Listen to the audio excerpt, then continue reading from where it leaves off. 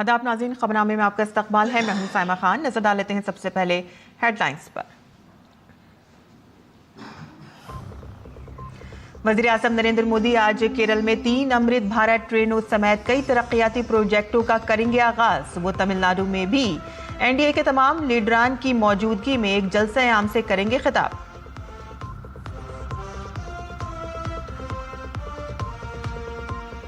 मरदमशुमारी 2027 के पहले मरहले में पूछे जाएंगे 33 सवालात। हुकूमत ने सवालनामा किया नोटिफिकेशन किया जारी। पहला मरहला 1 अप्रैल 2026 से होगा शुरू।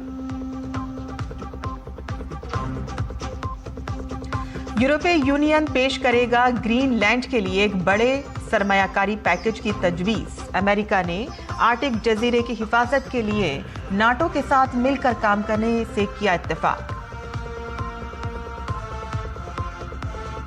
बसंत पंचमी पूरे मुल्क में मनाई जा रही है आज। उज्जैन में महाकालेश्वर में हुई खास पूजा। अवाम प्रयागराज के माघ मेले में डुबकी लगाने के लिए हैं जमा।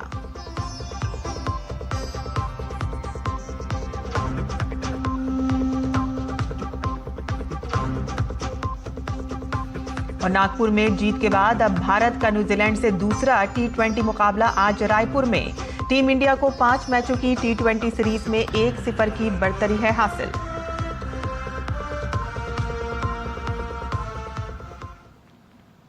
और अब खबरें तफसील से। वज़ीर आज़म नरेंद्र मोदी आज केरल का दौरा करेंगे। वज़ीर आज़म तिरुवनंतपुरम में मुख्तलिफ तरक्याती मंसूबों का इफ्तिताह और संग बुनियाद रखेंगे और इस मौके पर वो रैली से खिताब भी करेंगे। रेल राब्ते को फरोग देने की गर्ज से वज़ीर आज़म 4 नई रेल खदमात को हरी झंडी दिखाएंगे, जिनमें नागरकोई Mangaluru Amrit Bharat express, Thiruvananthapuram तंबरम Amrit Bharat express, Thiruvananthapuram चारलापर्ली Amrit Bharat express और त्रिशूर और गुरुवायूर के बीच चलने वाली एक नई मुसाफिर ट्रेन शामिल है। वज़ीर आज़म मोदी शहरी मईशत को मुस्तहकम करने की कोशिशों के एक हिस्से के तौर पर पीएम स्वनिधि क्रेडिट कार्ड का इजरा करेंगे, जो स्ट्रीट वेंडर्स के लिए माली शमूलियत पर मबनी अगले मरहले की निशानदेही करेगा। वज़ीर आज़म तिरुवनंतपुरम में Shri Chitra Tirunal institute of Ayurveda science and technology में एक जदीद तरीन रेडियो सर्जरी सेंटर का संग बुनियाद रखेंगे। वज़ीर आज़म तिरुवनंतपुरम के पूजापुर में नए पोस्ट ऑफिस का भी इफ्तिताह करेंगे। ये जदीद टेक्नोलॉजी से चलने वाला डाक सहूलत मरकज बैंकिंग, इंश्योरेंस और डिजिटल खदमात की वसी खदमात फराहम करेगा और इससे मजीद तक़वियत मिलेगी। वज़ीर आज़म नरेंद्र मोदी आज एक दिन के दौरे पर तमिलनाडु पहुंच रहे हैं। वो रियासत में आइंदा असेंबली इंतखाबात के लिए एनडीए की मुहिम का आगाज करेंगे। वज़ीर आज़म मदुरांतकम में एक अवामी रैली से खिताब भी करेंगे, जहां एनडीए के तमाम इत्तेहादियों बशमूल AIADMK के लीडरान के साथ साथ स्टेज शेयर करेंगे। पेश है ये तफसीली रिपोर्ट। वज़ीर आज़म नरेंद्र मोदी आज दोपहर तमिलनाडु पहुंच रहे हैं। वो चेन्नई से तकरीबन 80 किलोमीटर दूर मधुरांतकम में एनडीए की एक बड़ी रैली से खिताब करेंगे। रैली में 5 लाख अफराद की शिरकत मुतवक्के है। वज़ीर आज़म के जलसे की तमाम तैयारियां मुकम्मल कर ली गई हैं। रैली में एनडीए के कई सीनियर लीडरान मौजूद रहेंगे। अंबुमणि रामदास और टीटीवी दीनाकरण की हालिया शमूलियत ने इत्तेहाद को मजीद मजबूत किया है। Our whole Tamil Nadu is very happy to see our Honorable Prime Minister Shri Narendra Modi ji launch our NDA's campaign. All our NDA's leaders will be there in the stage. Tamil Nadu में इस साल के वस्त में assembly इंतखाबात होने वाले हैं। बीजेपी और एनडीए लीडरान वज़ीर आला स्टालिन की क़यादत वाली डीएमके हुकूमत की नाकामियों को उजागर कर रहे हैं। So here people are very fed up with the DMK government, the corrupt government, the family ruling government.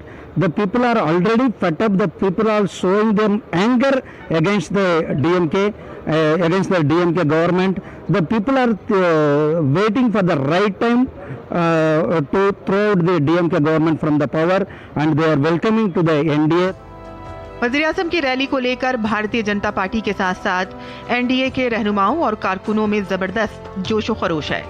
It's a very pleasant moment for Tamil Nadu because we are going to create an ever-ending victory in 2026 under the leadership of our leader Edapadiyar, and Modi ji is our biggest support for that. Getting new people inside, a lot of alliance parties are coming inside, and the team is becoming bigger day by day, and we are looking forward to win this upcoming elections for sure, and this meeting would be definitely a game changer in Tamil Nadu politics. Tamil Nadu में वजीर-ए-आज़म मोदी की इस rally को NDA की इंतखाबी मुहिम का बाकायदा आगाज करार दिया जा रहा है। प्रधानमंत्री नरेंद्र मोदी की तमिलनाडु की इस जनसभा से एनडीए के अभियान की औपचारिक शुरुआत होने जा रही है। लक्ष्य है 2026 का तमिलनाडु का विधानसभा चुनाव और राज्य की सत्ता से डीएमके को हटाकर एनडीए सरकार की वापसी करना। कैमरामैन सुनील लाना के साथ शैलेंद्र मिश्र, डीडी न्यूज, तमिलनाडु। हुकूमत ने उन 33 सवालात की फहरिस्त जारी कर दी है जो यकम अप्रैल से शुरू होने वाली मरदमशुमारी के पहले मरहले के दौरान शहरियों से पूछे जाएंगे। पहले मरहले में घरों की फहरिस्त तैयार की जाएगी और इसके लिए हर रियासत और मरकज के ज़ेर इंतज़ाम इलाकों की तरफ से 30 दिन की मुहिम चलाई जाएगी। ये मरहला 30 सितंबर तक जारी रहेगा।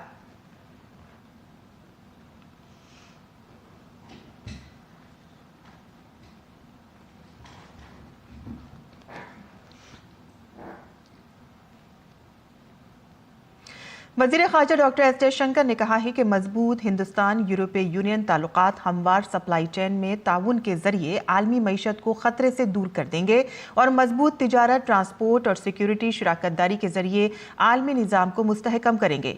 नई दिल्ली में यूरोपीय यूनियन के सफ़ीरों के साथ बातचीत में डॉक्टर एस जयशंकर ने उनके साथ अदम इस्तेहकाम और गैर यकीनी की मौजूदा आलमी सूरत हाल पर तबादला ख्याल किया। वज़ीर ख़ारजा ने कहा कि वो यौम जमहूरिया की तक़रीबात के लिए यूरोपीय कौंसिल के सदर एंटोनियो कोस्टा और यूरोपीय कमीशन की सदर उर्सुला वॉन डर लेयन के हिंदुस्तान दौरे के लिए बेताबी से मुंतज़िर हैं।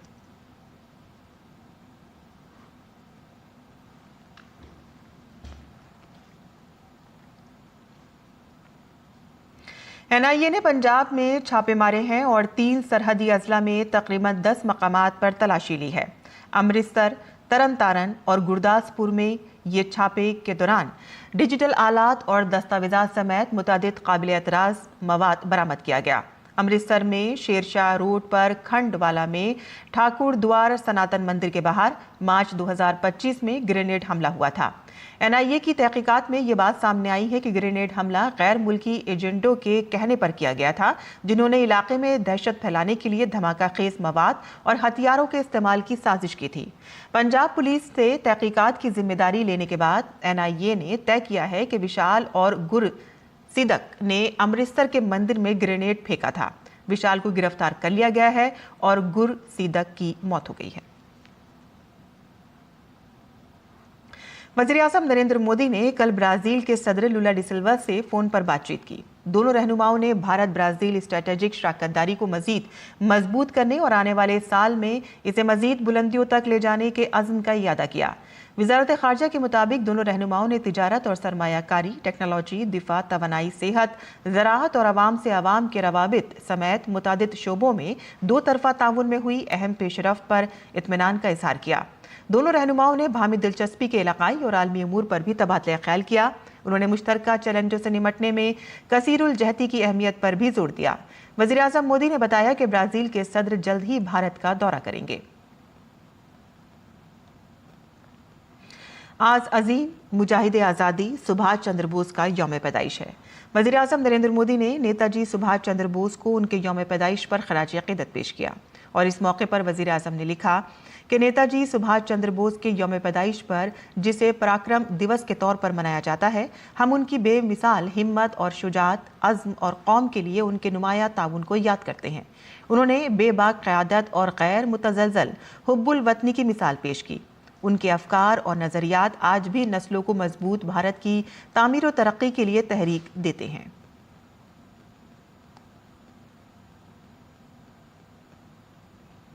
और इस मौके पर वज़ीर-ए-आज़म नरेंद्र मोदी ने एक वीडियो भी शेयर किया है।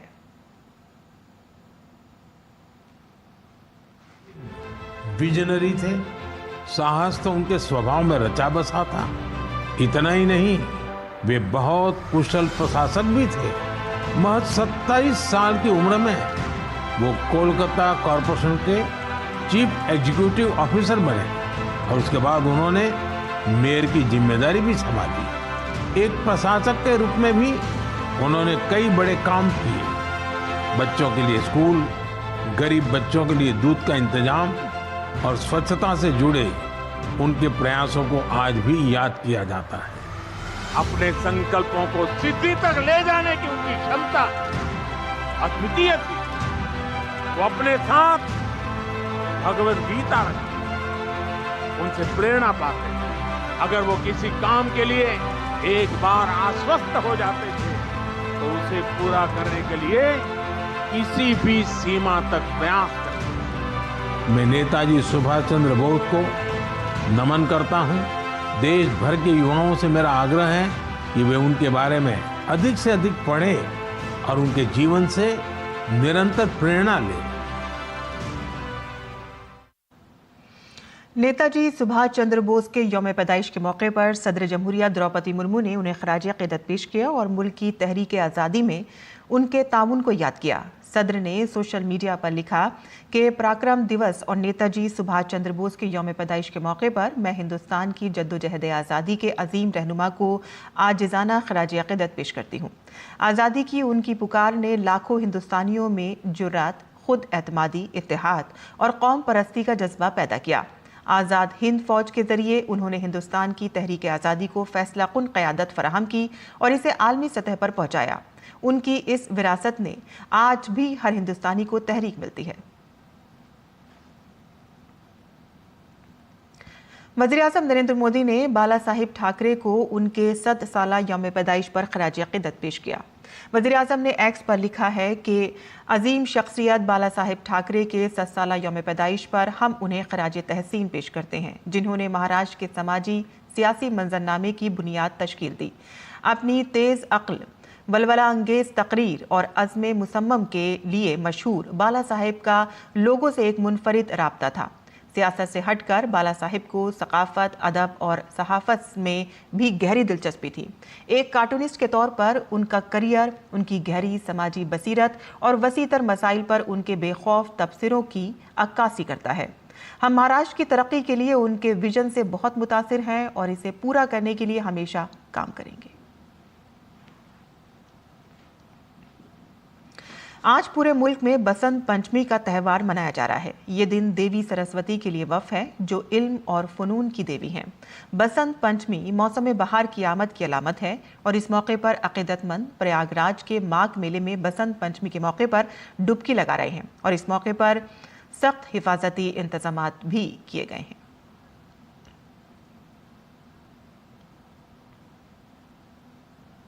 सभी स्थानों की तरह आज भी हमारी मल्टी टियर सिक्योरिटी अरेंजमेंट अपना इन्फोर्स है और जैसा कि आप देख सकते हैं काफ़ी ज़्यादा संख्या में श्रद्धालु सवेरे से ही यहाँ पर आ रहे हैं स्नान करने के लिए और सकुशल हमारे जो घाटों पे जो ड्यूटीज़ लगी हुई है वो उनको मदद कर रही है और वो सब स्नान करके वापस अपने अपने गंतव्य के लिए सकुशल रवाना हो रहे हैं। हमारी जो ट्रैफिक की ड्यूटीज़ है और जो पार्किंग की ड्यूटीज़ है वो सब ट्रैफिक को सुचारू रूप से कंट्रोल करते हुए उसको डाइवर्ट कर रही है और सभी व्यक्तियों को यहाँ संगम पे स्नान करने के लिए लाया जा रहा है और ताकि वो अपना जल्द से जल्द स्नान करें और फिर उसके बाद अपने गंतव्य के लिए रवाना हो। वज़ीर-ए-आज़म नरेंद्र मोदी ने तमाम अहले वतन को बसंत पंचमी की मुबारकबाद दी है। पीएम ने एक्स पर लिखा कि कुदरत की खूबसूरती के लिए वफ़ बसंत पंचमी के पुरमुसर्रत मौके पर आप सबको बहुत सारी नेक ख्वाहिशात। हर किसी को इल्म और फ़न की देवी सरस्वती का आशीर्वाद हासिल हो। उनके आशीर्वाद से सबकी ज़िंदगी को इल्म, हिकमत और अक्ल से रोशन करे, ये मेरी ख्वाहिश है।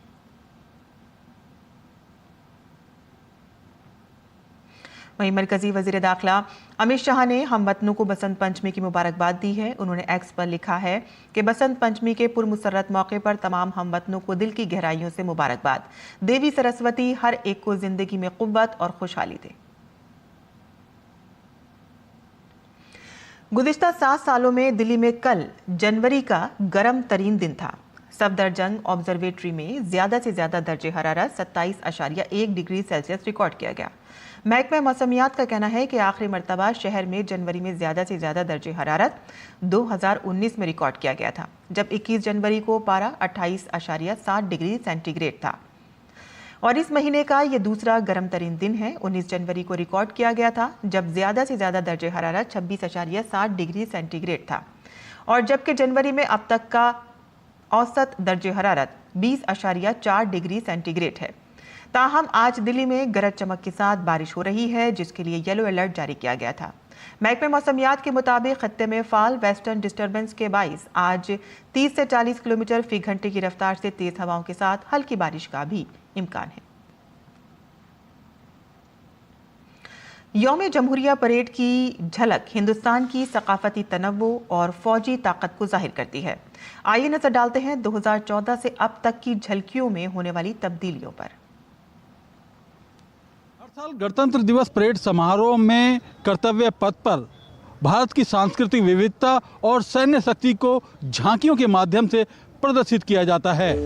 यौम जमहूरिया परेड की तकरीब नई दिल्ली का कर्तव्य पथ, जहां नजर आता है हिंदुस्तान का सकाफती तनव्वु, जहां नजर आती है हिंदुस्तान की फौजी ताकत। यहाँ पेश की जाने वाली झांकी सबकी तवज्जो अपनी जानिब मबजूल कर लेती है। यहाँ पिछली दहाई में बहुत कुछ बदल गया है। धन्य शिवशाही, धन्य शिवराष्ट्र, जय जय जय जय जय जय जिजाऊ, जय जय जय।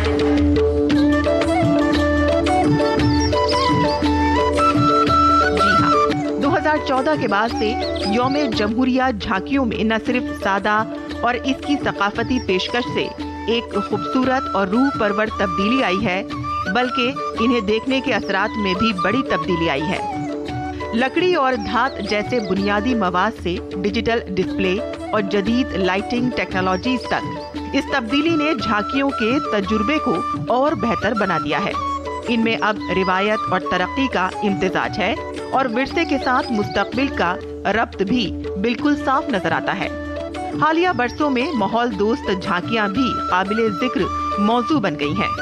बांस, मिट्टी की ईंटों, रिसाइकिल प्लास्टिक और रिसाइकिल शुदा लकड़ी का इस्तेमाल करते हुए झांकियों को और मजबूत और माहौल दोस्त बनाया जा रहा है और इससे इन्हें मुस्तकबिल के लिए महफूज रखने में मदद मिलती है और वेस्ट मैनेजमेंट के जवाबित की भी तामील होती है। सालों के दौरान बहुत सी झांकियों ने पायदारी और कचरे को ठिकाने लगाने के इंतजाम को फरोग दिया है। पिछली दहाई के दौरान इन झांकियों की तैयारी और पेशकश में नुमाया बेहतरी आई है। 2014 से पहले फोकस बुनियादी तौर पर लोक सकाफत, रिवायत और विरसे पर था। ताहम 2014 के बाद से सकाफत के साथ साथ कौमी पॉलिसियां और तरक्याती एजेंडे नुमाया हो गए हैं। अगर इनके इंतखाब की बात की जाए तो इसमें मसाबकती इंतखाबी तरीके पर अमल किया जाता है, जिसमें डिजाइन, इख्तिरा और पैगाम की वजाहत पर खुसूसी जोर दिया जाता है। नई दिल्ली के कर्तव्य पथ से गुजरने वाली झांकियों में रियासतों, मरकज के जेर इंतजाम इलाकों, मरकजी विजारतों और दीगर महकमों की झांकियां शामिल होती हैं। इन झांकियों की तैयारी की जिम्मेदारी वजारत दिफा की होती है। वजारत दिफा की तरफ से तश्कील दी गई माहिरीन की एक कमेटी ये फैसला करती है कि किस रियासत की झांकी को परेड में शामिल किया जाए। इस तकरीब की तैयारियां कई महीने पहले से शुरू हो जाती हैं। माहिरीन की कमेटी आर्ट, सकाफत, मुसव्वरी, मुजस्मा साजी, मौसीकी, फन तामीर और कोरियोग्राफी के शोबों से ताल्लुक रखने वाली नामवर शख्सियात पर मुश्तमिल होती है।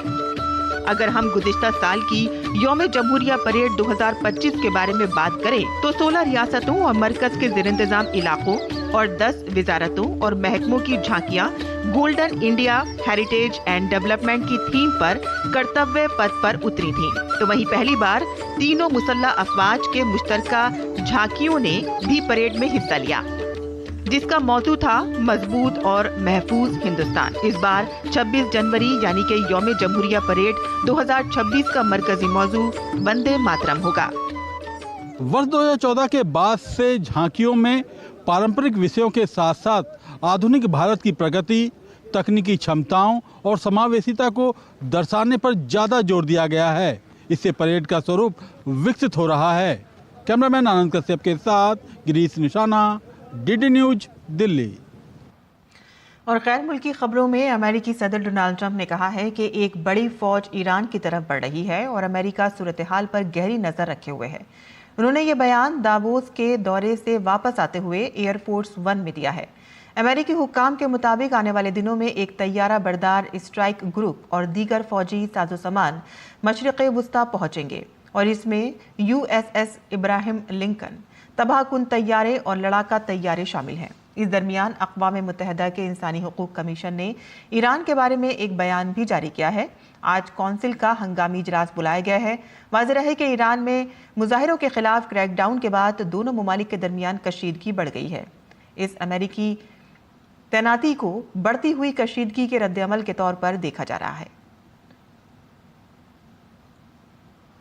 और अब पेश है दिल्ली से शाया होने वाले उर्दू अखबारात का मुख्तसर जायजा।